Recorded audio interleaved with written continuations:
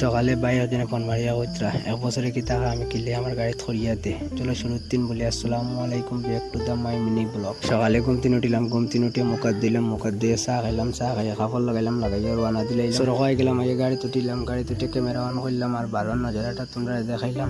Camera on করলাম আর একটা কথা ভাবিলাম, বাইরে জিগাইলাম তুমি কোন দোকানে লইয়ে যেতলাই আমারে। তাই হইলে চল আমার লগে, আমার দোকান মাত কথা করি তো আছে, তুমি যাইবি আর খামো লাগে যাইবি। খামোর বিষয়ে অনেকটা মাত কথা কইলাম, করার বাদে ফাইনালি আমরা দোকানে আইয়া পৌঁছে গেলাম। আইয়া দোকানে আমায় দেখি কারেন্ট নাই, তাই ওয়াশিং গাড়ি লাগাই এতটার সময় বইলাম আর গান শুনলাম। আধা ঘন্টা বাদে কারেন্ট আইসে, তাই ওয়াশিং লাগিয়ে গেছেন তারা। প্রথমে পানি মারছেন, বাদে শ্যাম্পু মারছেন, মারিয়া বালা টেস্ট মডাইয়া ধুইয়া দিয়েছেন।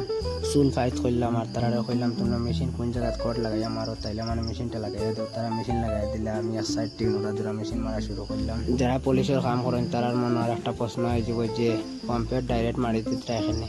পাম্পেট মারার কারণে লই গাড়ি কার পিপিএফ করা, তাই হয়তো পাম্পেট মারিয়া দিতাম। তাই পাম্পেট মারিয়া আধা গাড়িতে মেশিন মারা বাকি রয়েছে, পেটের বুক লেগেছে। তাই দোকানে ওখানে গেলাম, গিয়ে পোলাও লইলাম, লইয়া পোলাও খাইলাম, খাইয়া পেটটা ঠান্ডা করলাম।